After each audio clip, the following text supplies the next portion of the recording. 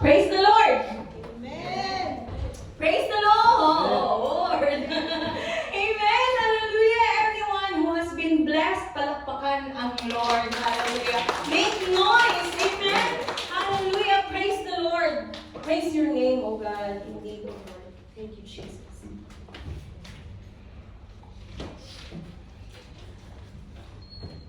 How is everybody? Mag-juster muna ako ngayon kasi kahit ako kinakabahan ako. But praise God for the opportunity. Thank you, church, for the opportunity to be speaking the word of the Lord today. Hallelujah. His name be glorified. Amen. His name be magnified. We lift His name on high. Hallelujah. Praise God. Today, we will be tackling about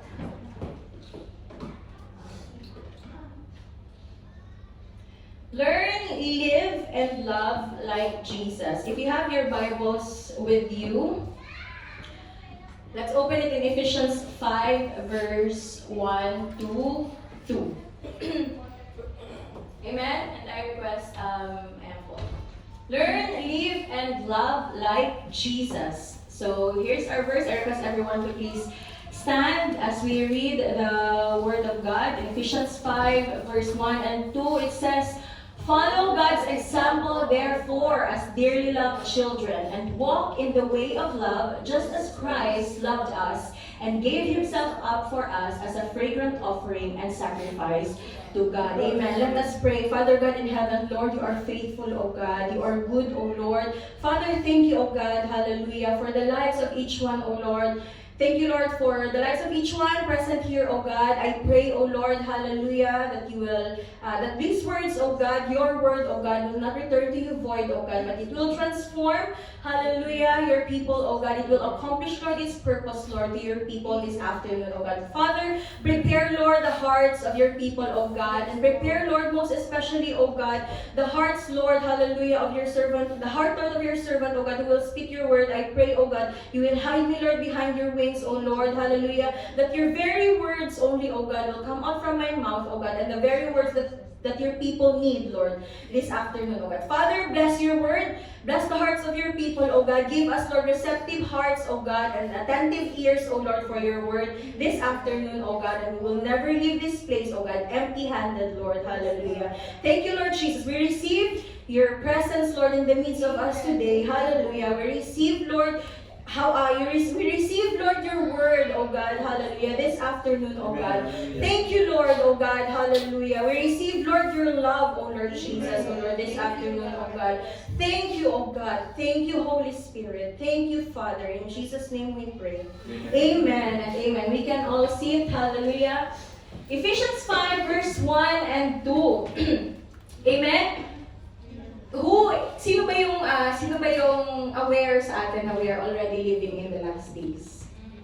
Amen? We are living in the last days. And as we live in the last days, it's very difficult to keep composure. Kasi, consistent composure. Kasi, di ba, sa ating buhay, life happens, kaya mahirap maging consistent.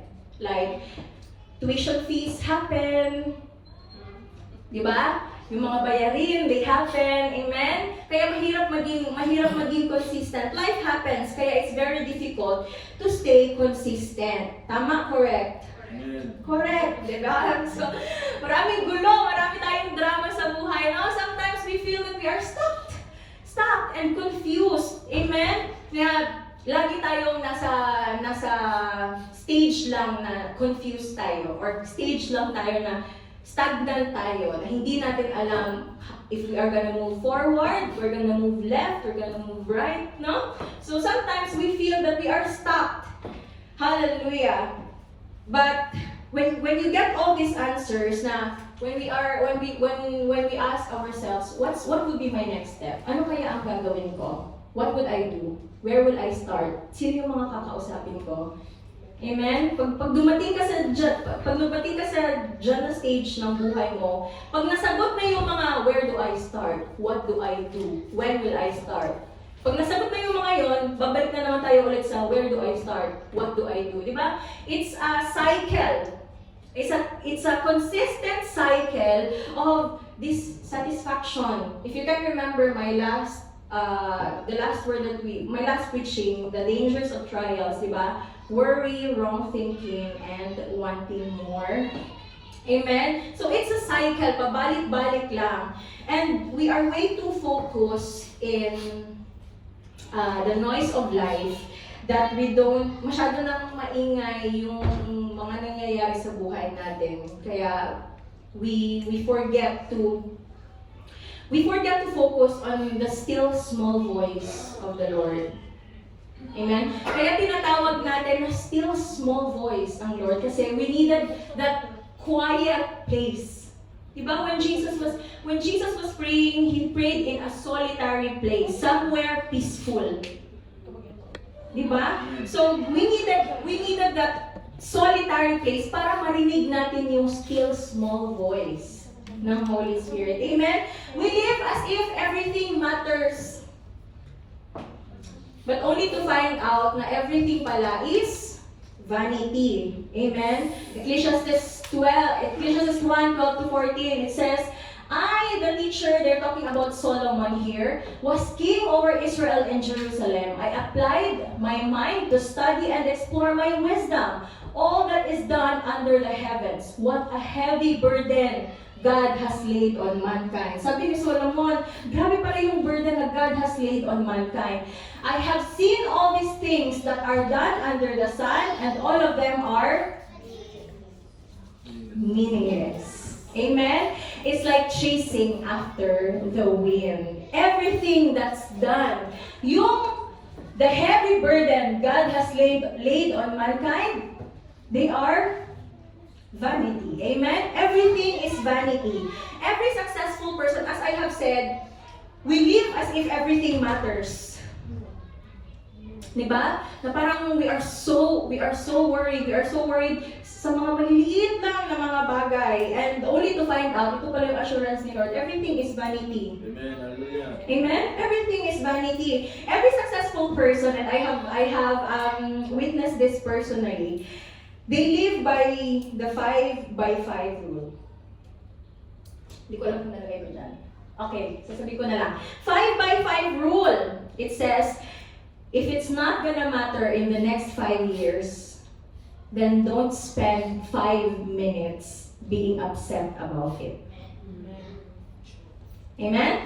If it's not gonna matter in the next 5 years, then don't spend your next 5 minutes being upset about it. Amen? It's giving close attention to what matters most. Choosing your battles. Amen? We have to choose the right battle, to win the war. Amen? Hallelujah. Kaya Paul reminded us in our verse na learn, live, and love like Jesus. Kasi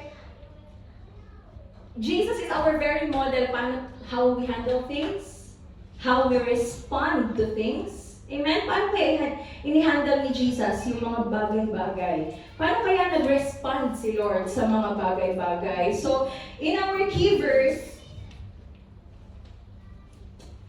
in our key verse, it says, God will teach us to learn, to live, and to love like Jesus. So, first point, learn like Jesus. Ephesians 5 verse 1, it says, follow God's example. One question was raised na, kailangan pa ba ni Lord magtuon? Kailangan pa ba ni Lord matuto na, di ba all-knowing na si Lord?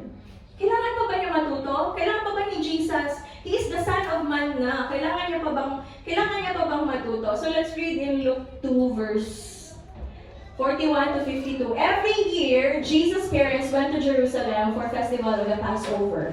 When he was 12 years old, they went up to the festival according to the custom. After the festival was over, while his parents were returning home, the boy Jesus stayed behind in Jerusalem, but they were unaware of it. Thinking he was in their company, they traveled on for a day. Then they began looking for him among their relatives and friends. When they did not find him, they went back to Jerusalem to look for him. Verse 46, after 3 days, they found him in the temple courts, sitting among the teachers, listening to them and asking them questions. Everyone who heard him was amazed at his understanding and his answers. When his parents saw him, they were astonished. His mother said, "Son, why have you treated us like this? Your father and I have been anxiously searching for you." 49. Beyond. 49. Why were you searching for me? Jesus asked. Didn't you know that I had to be in my father's house? But they did not understand what he was saying to them. When he went down to Nazareth with them and was obedient to them, but his mother treasured all these things in her heart, and Jesus grew in wisdom and stature and in favor with God and man. So, kailangan pa ba magtuon ni Lord? Yes, he did, di ba? In verse 46, sabi, after 3 days, they found him in the temple courts, sitting among teachers, listening to them and asking them questions. Amen? Nagtuon si Lord, sitting among teachers, listening to them. So why did Paul say, follow God's example sa verse? Amen? Kasi, when we follow, we learn. Di ba? Kapag sa school or kahit saan, we learn about something kasi we follow someone. Di ba? We learn to do the guitar, we learn to do instruments, we learn to sing because we are following someone. Amen? We set our Sunday afternoons to go to church kasi we know someone and we see someone going to church. Di ba?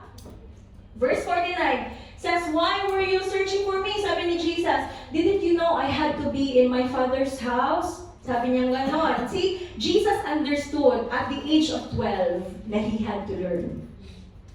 Tayo, ilang taon na tayo? Tanong yung katabi mo, ilang taon ka na?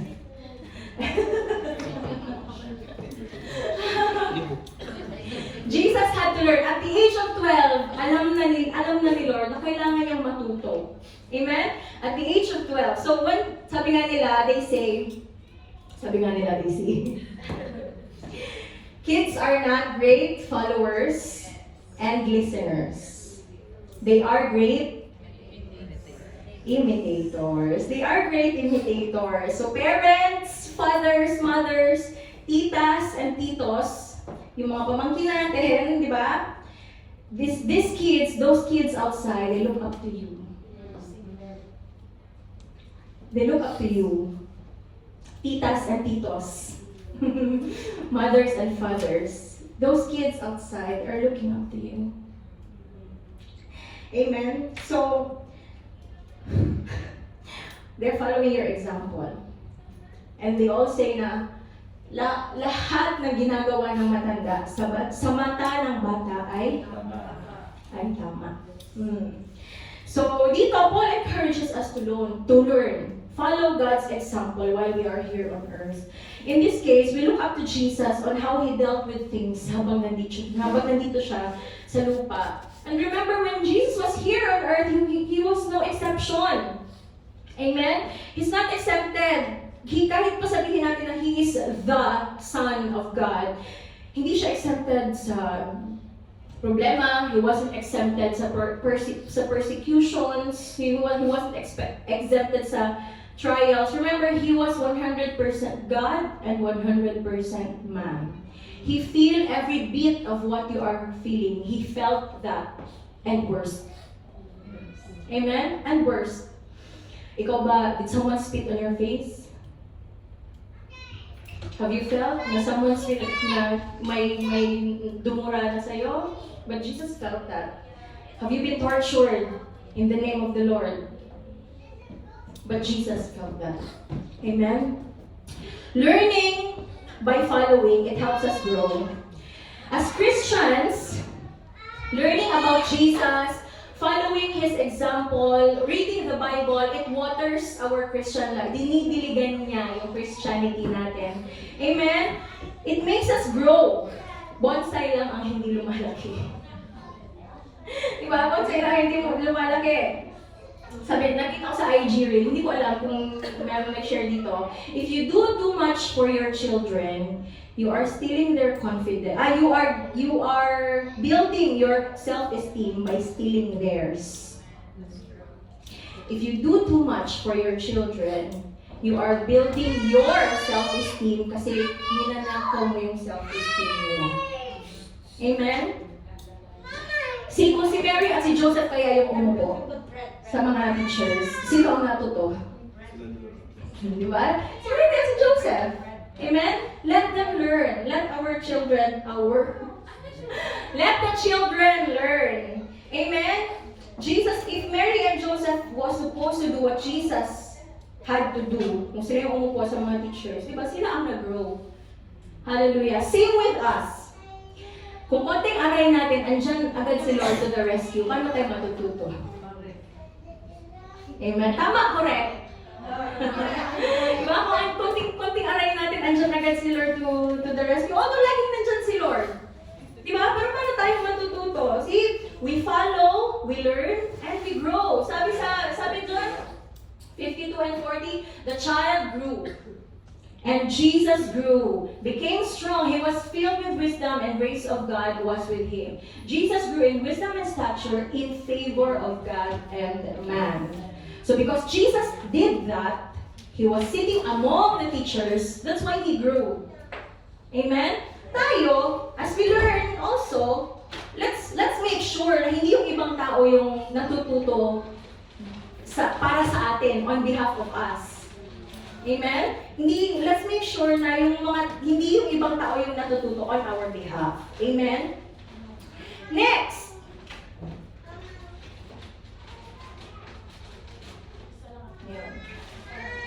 Live like Jesus. In Ephesians 5 verse 2, walk in the way of life, just as Christ loved us.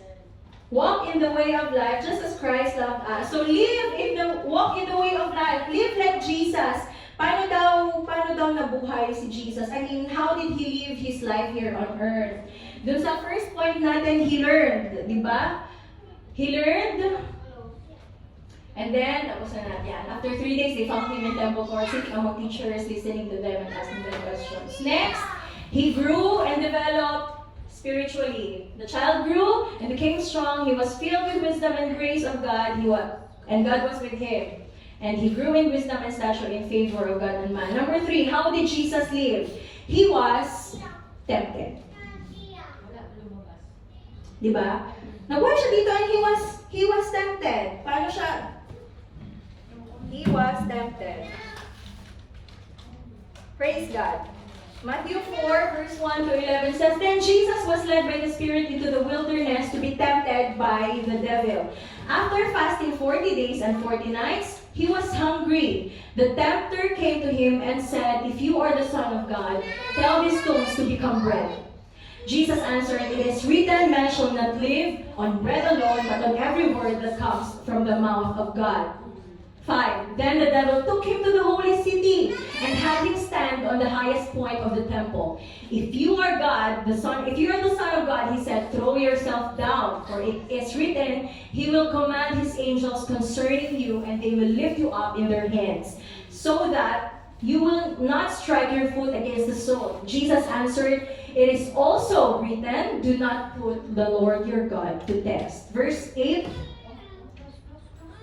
to 11. Then the devil took him. Wala pag yung nahuman ang devil. Hindi pa talaga siya nakontento. In verse 8 says, Again, the devil took him to a very high mountain and showed him all the kingdoms of the world and their splendor. And all this I give you, he said, if you will bow down and worship me. Jesus said to him, Away from me, Satan, for it is written, Worship the Lord your God and serve him alone. Then the devil left him, and the angels came and attended him. See, Jesus was tempted. If we go back sa verse 1, sabi, Then Jesus was led by the Spirit into the wilderness to be tempted by the devil. It was permitted. The temptation was permitted para makita kung paano i-shun or i-reject ni Jesus yung temptation. Amen? Just like us. The temptation that you are going through right now, the tests that you are going through right now, that's permitted. And that is your opportunity to shun and reject the enemy. Amen? Hallelujah. Your temptation was permitted. So, see, the enemy indeed is tricky and very risky. The enemy is tricky and risky. And what did Jesus do with the temptation? Verse 10, away from me, Satan, for it is written, worship the Lord your God and serve him only. Amen? The way to shun your temptation, the way to reject your temptation, church, is to worship and reject. Amen? The temptation. You are not ought to stay tempted. Amen? You are not ought to stay tempted. Otherwise, if you are ought just to be tempted, dapat walang verse 9 dyan. Dapat walang mga sagot si Jesus dyan. Amen? Dapat nag-stop lang siya sa verse 9. If you are ought to be tempted. Ano ba yung ought sa Tagalog? Basta. Kung if you are just ought to be tempted, dapat wala ng verse 9 dyan or hindi nag-respond si Jesus dun sa tempter niya. But he responded. Amen? You are not ought to stay tempted. Otherwise, walang responses si Lord dun sa tempter. Ibig sabihin, you are ought to overcome. Jesus was tempted and he overcame. Same is true with you. When you are tested and you are being tempted, you are ought to overcome. Amen. Amen? You're ought to rise. You're ought to win that battle that you are going through right now.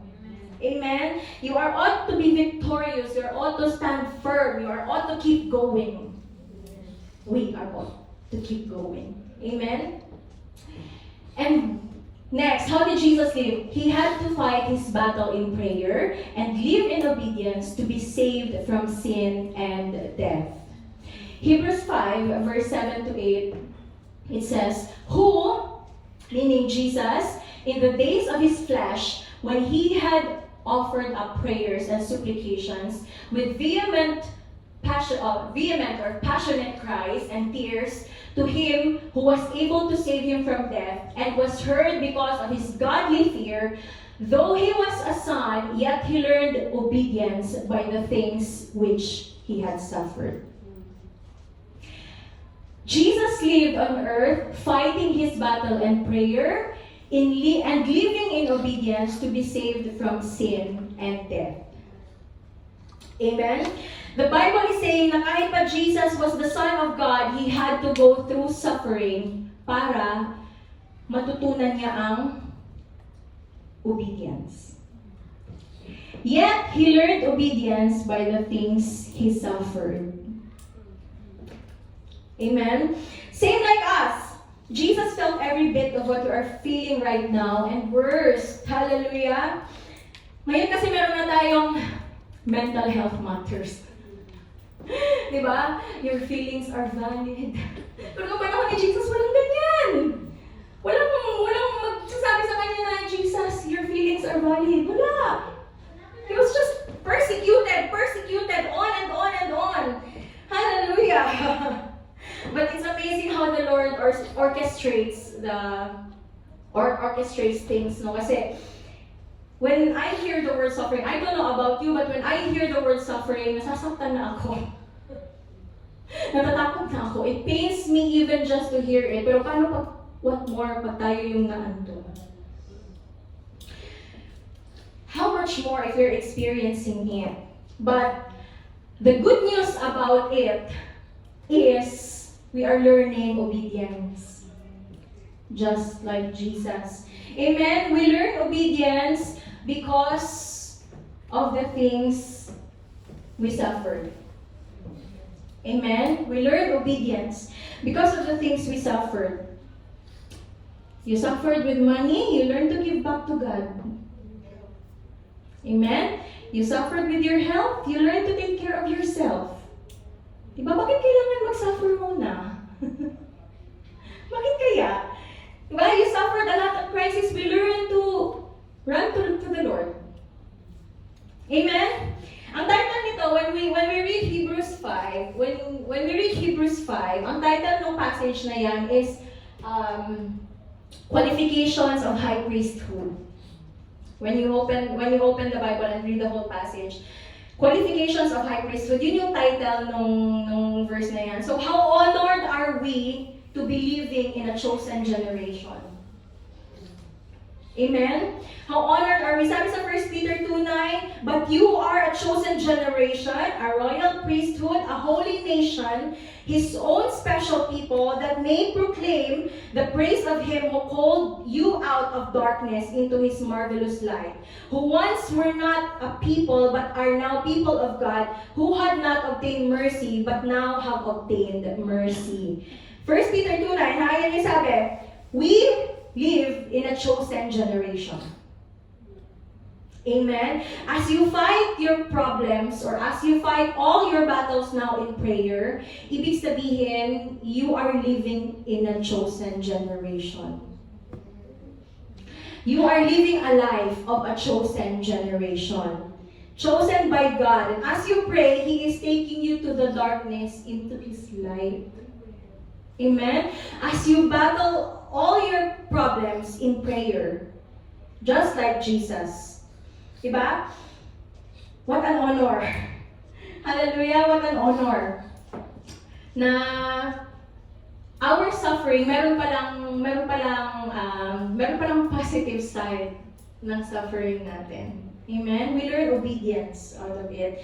The ministry of Jesus, it was materially poor, but it was spiritually rich. Amen? The ministry of Jesus was materially poor, but it was spiritually rich. It was poor, but God never left them hungry. Hindi sila pinagutuman ni Lord. Amen? It was poor, pero they were able to feed thousands. It was poor, but a lot of people believed. Amen? It was poor, but a lot of people were transformed. Hallelujah. That's how Jesus lived while He was here on earth. Tayo, now we have all the means. Amen? We have teachers, we have handouts sa mga lessons. We have the Zoom subscription for everyone. Amen? Kailan tayo, how are we gonna take that genuine step in our faith? Amen? It's a challenge. It's a challenge. Next, that's how Jesus lived. He had to suffer so that He can learn obedience. Next, he had his own will, but He denied it. Amen. Father, sabi Luke 22 verse 42, Father, if it is your will, take this cup away from me. Nevertheless, not my will, but yours be done. Hallelujah. When Jesus was praying in the Mount of Olives, ito kasi yung prayer niya, kasi He was full aware na He will be in the hands of the enemy na, diba? When He has His own will, but He denied it. Amen? Yung kagustuhan mo, Lord, ang masusunod. Imagine the heart of Jesus na uunahin ko yung gusto mo, Lord. The willingness to submit. Kahit masakit. The willingness of Jesus to submit kahit masakit. Hallelujah. Church, this afternoon, maybe the very challenge that I wanted to relay to everyone. We are the bigger person here. Amen. We have to do something. Amen? We have to do something about the situation. And bigger persons, they require bigger actions. Amen? Taking extra mile for the Lord. Amen? We live our lives, we don't stop on being tempted, but we are ought to be victorious just like Jesus. Amen? We are tempted, but there's a way out of it. Amen? Hallelujah. So, our lives are designed to be victorious because we are serving a God, hallelujah, who won the battle 2,000 years ago. Amen? He won the battle 2,000 years ago, and before he gave up his life, he said in his own lips, it is finished. He said it in his own lips that he is finished. So let's review, how did Jesus live? Jesus lived, he learned, he grew and developed spiritually, he was tempted, yet he overcame. He had to fight his battle in prayer and live in obedience to save from sin and death. He had his own will, but he denied it. So should we. Dapat tayo din. Amen? Kung nagtuon ang Ginoo, kung natuto si Lord, dapat tayo din. Amen? If He grew and He developed spiritually, dapat tayo din. Amen? If He was tempted and He overcame, dapat tayo din. Amen? He fight his battle in prayer and live in obedience. Ito talaga, fight your battle in prayer and live in obedience. Dapat tayo din. Amen? We have our own will, but let's deny it. Jesus had his own will, pero dinenay niya yung will niya. Amen? Dapat tayo din. Kailangan tayo din. Amen? While Jesus was here on earth, lahat ng pinagdaanan niya He went all of that because of His great love. Amen? He had to suffer like a human being because of His great love. Hindi niya hiningi sa mga tao na, I'm already the King of Kings. Hindi niya hiningi sa mga tao na, I'm the Son of Man. Hindi niya sinabi yon para ma-exempt siya sa suffering na dapat na natatanggapin niya. Amen? It was because of His great love. He was already God, but He had to suffer like a human because of His love for us. He was already the Prince of Peace, the King of Kings, and the Lord of Lords, but He had to suffer like a human being because of His great love for us. Right, amen. Amen? That's number 2. That's, ayan, live like Jesus. Number 3.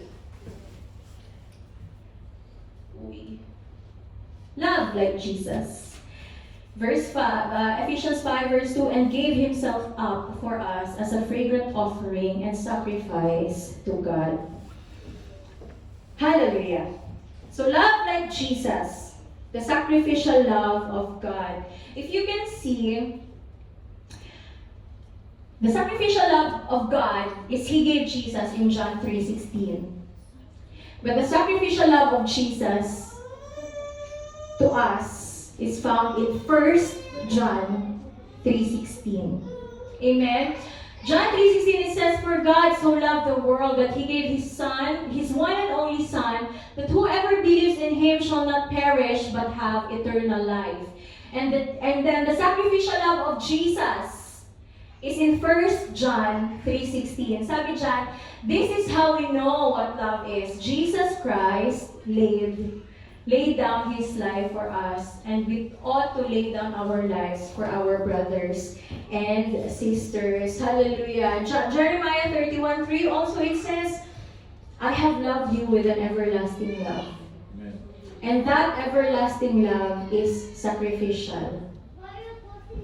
So if we say in our mouth that, Lord, I love you with an everlasting love, that should come with a sacrifice. Sacrificial love. Amen? Imagine kung tayo yung nasa katayuan ni Lord. For sure, God was, when He was thinking, paano kaya mararamdaman ng mga tao na mahal ko sila? And then there was Jesus. Amen? Tapos sa katayuan naman ni Jesus, sa place naman ni Jesus, paano kaya mararamdaman ng tao na mahal ko sila? He gave His life. Then there's His life. He gave it for us.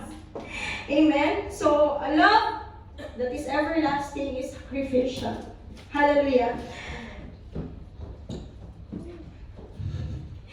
Now, my question is, what would you give up for your love for God? Amen? What are we willing to give up for our love to God? Amen? If, as we remember that God gave Jesus for you and for me, and Jesus gave His life for you and for me, What can we do to Him? What can we do for Him in return? Amen? What can we give up out of our love for God? Hallelujah. So, yun lang. Yun lang ang love. Yun lang yung learn like Jesus, live like Jesus, and love like Jesus. Amen. I request everyone to please stand. Hallelujah.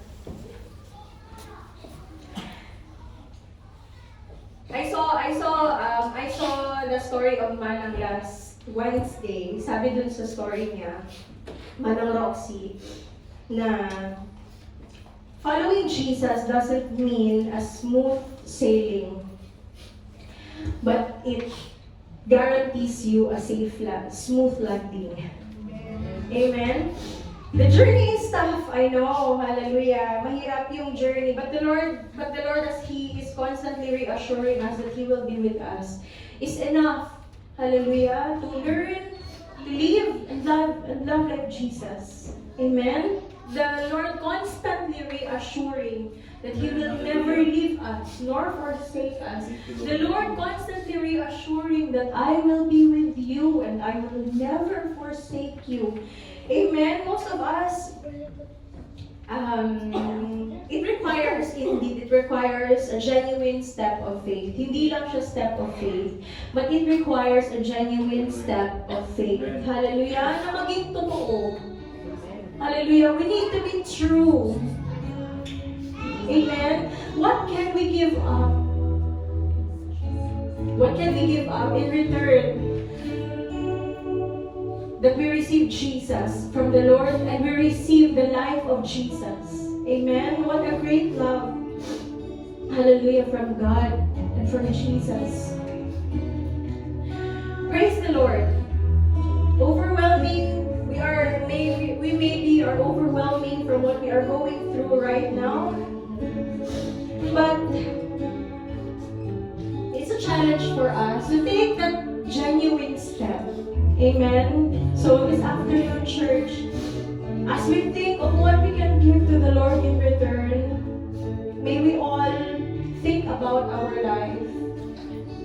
May we all think about, Lord, ito lang yung meron ako. This is all I have. And I give it to you. I pray, Lord, that it's pleasing to your sight. Hallelujah.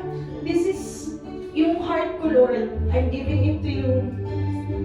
Amen.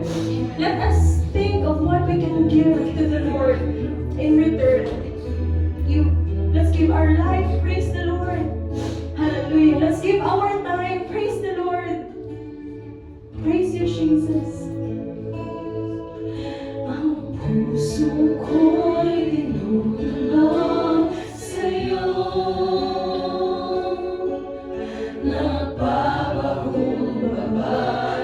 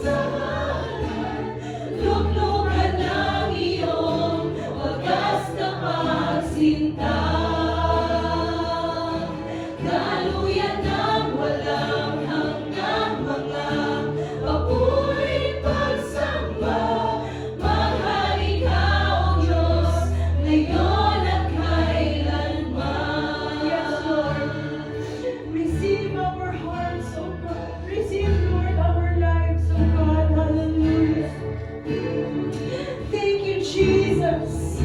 Receive, Lord, our praises.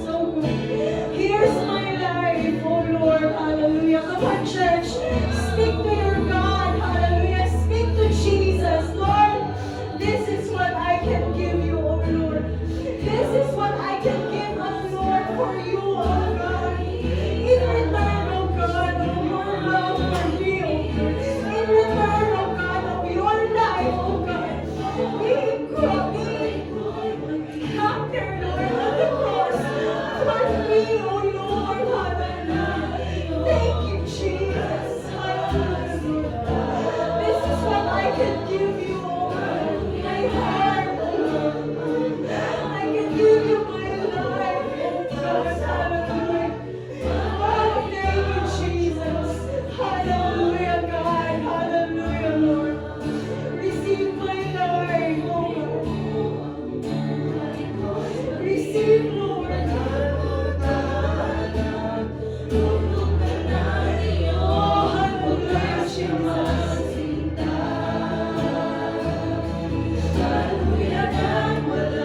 Oh,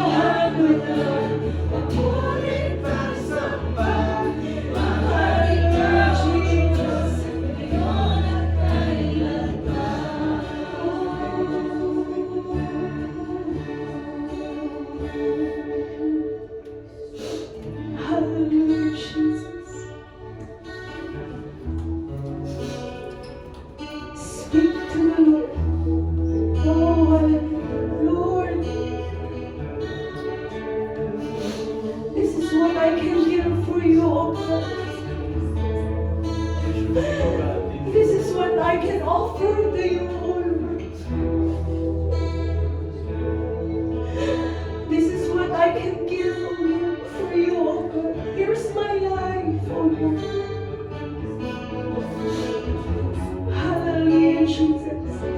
Recommitting, Lord, my life, oh God, to you, oh Lord Jesus. Hallelujah, oh God. My heart, oh Lord, it belongs to you.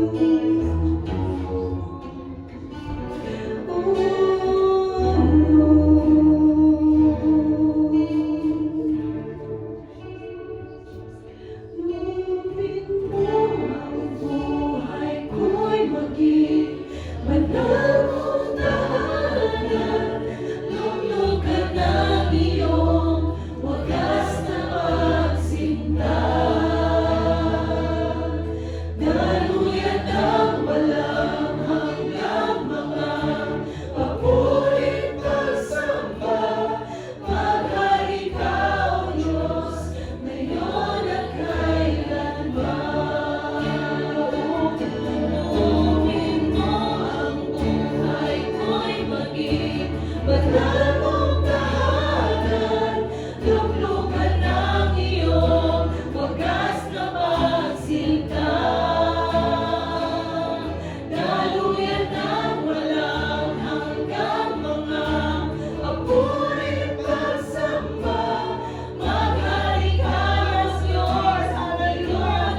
Reign in my life, oh God, hallelujah. Thank you, Jesus. Loobin mo ang buhay ko'y maging banal mong tahanan. Luglugan ng iyong wagas na pagsinta. Daluyan ng walang hanggang mga papurit pagsamba. Maghari ka, O Diyos, ngayon at kailanman. Maghari ka, O Diyos, ngayon at kailanman. Maghari ka, O Diyos, ngayon at kailanman.